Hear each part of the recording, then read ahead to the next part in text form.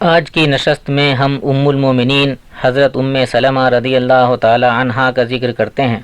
ام سلمہ رضی اللہ عنہا حضرت سید عالم صلی اللہ علیہ وآلہ وسلم کی ازواج مطہرات میں سے تھیں۔ ان کا نام ہند تھا۔ ام سلمہ کنیت ہے۔ رسول اکرم صلی اللہ علیہ وسلم نے اپنی ایک زوجہ محترمہ حضرت زینب بنت خزیمہ رضی اللہ عنہا کے انتقال کے بعد ان سے نکاح فرمایا اور ان کو اسی حجرے میں ٹھہرایا جس میں حضرت زینب رہا کرتی تھیں۔ حضرت ام سلمہ رضی اللہ عنہا کے ایک بیٹے کا نام سلمہ تھا جو ان کے پہلے شوہر سے تھے۔ اسی بیٹے کی وجہ سے ان کے پہلے شوہر کو ابو سلمہ اور انہیں ام سلمہ کہا جاتا ہے۔ حضرت ام سلمہ بڑی سمجھدار، دانش مند اور صاحب علم تھیں۔ انہوں نے مکہ مکرمہ میں اسلام قبول کیا۔ ان کے پہلے شوہر ابو سلمہ عبداللہ ابن عبد الاسد بھی ابتدائی میں مشرف باسلام ہو گئے تھے۔ جب بہت سے مسلمانوں نے مشرکین مکہ کے ظلم و ستم سے تنگ آ کر حبشے کی جانب ہجرت کی تو یہ دونوں میاں بیوی بھی مہاجرین کے قافلے میں شامل تھے۔ مدینہ منورہ ہجرت کا واقعہ بڑا دردناک ہے۔ جب انہوں نے اپنے شوہر اور بچوں کے ساتھ مکے سے ہجرت کی تو انہیں ان کے خاندان والوں نے راستے میں روک لیا، ان کے شوہر کو جانے دیا۔ انہیں اور ان کے بیٹے سلمہ کو زبردستی اونٹ پر سے اتار لیا۔ ابو سلمہ تو مدینے پہنچ گئے اور قباء میں جا کر قیام پذیر ہو گئے، مگر یہ مکے ہی میں رہیں۔ بچے کی یاد دن بھر رلاتی تھی۔ 1 سال اسی طرح گزر گیا۔ بالآخر ان کے چچا زاد بھائی کو ان پر رحم آیا۔ اس نے خاندان والوں کی خوشامد کی اور ان کو رہائی دلائی۔ مدینے پہنچ کر اپنے شوہر کے پاس رہنے لگیں۔ ان کے شوہر حضرت ابو سلمہ نے غزوہ بدر اور غزوہ احد میں شرکت کی۔ غزوہ احد میں زخمی ہوئے اور انہی زخموں کے سبب جمادی الثانی سن 4 ہجری میں وفات پائی۔ عدت گزر جانے کے بعد حضرت ابو بکر صدیق رضی اللہ تعالی عنہ نے رشتہ بھیجا۔ ام سلمہ نے معذرت کی۔ اس کے بعد جناب رسالت مآب صلی اللہ علیہ وسلم نے نکاح کا پیغام بھیجا۔ ام سلمہ کے لیے اس سے بڑھ کر سعادت اور کیا ہو سکتی تھی کہ پیغمبر خدا صلی اللہ علیہ وسلم کے حوالہ عقد میں آ جائیں۔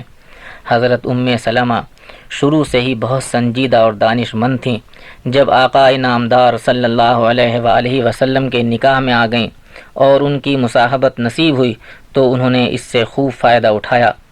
آپ کے ارشادات کو سن کر یاد کرتیں اور آپ سے سوالات کر کے اپنے علم میں اضافہ کرتیں۔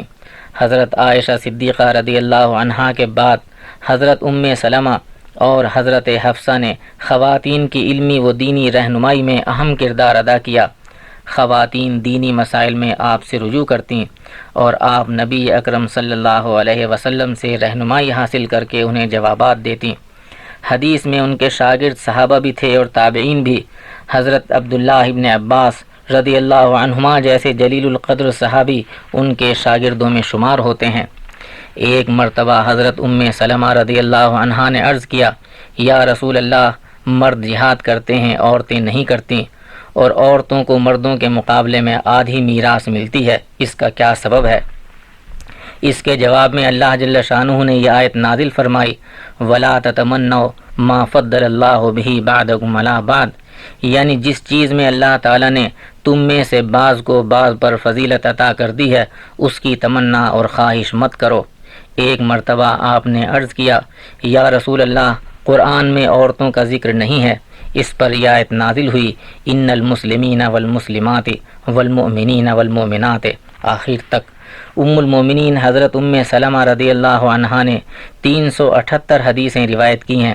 ان میں سے 29 حدیثیں صحیحین یعنی صحیح بخاری اور صحیح مسلم میں مذکور ہیں اور باقی دوسری کتب حدیث میں۔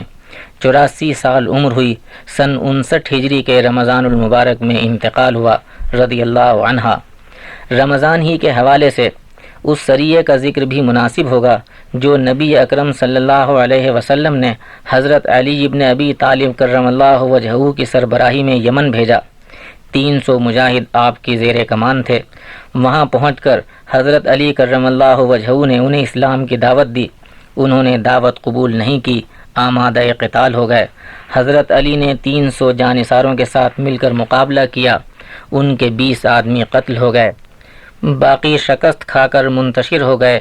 بہت سا مال غنیمت مسلمانوں کے ہاتھ آیا۔ حضرت علی کرم اللہ وجہہ نے واپسی سے قبل ان کو پھر دعوت اسلام دی، انہوں نے قبول کر لی۔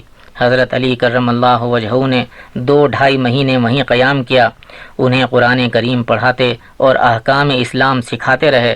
جب ذوالحجہ میں رسول اللہ صلی اللہ علیہ وسلم حجۃ الوداع کے لیے تشریف لائے تو حضرت علی مکہ مکرمہ میں آ کر حضور انور سے ملے۔ اس سریہ کا سن 10 ہجری ہے۔ سیرت کی کتابوں میں اسے سریہ علی ابن ابی طالب کے نام سے ذکر کیا گیا ہے۔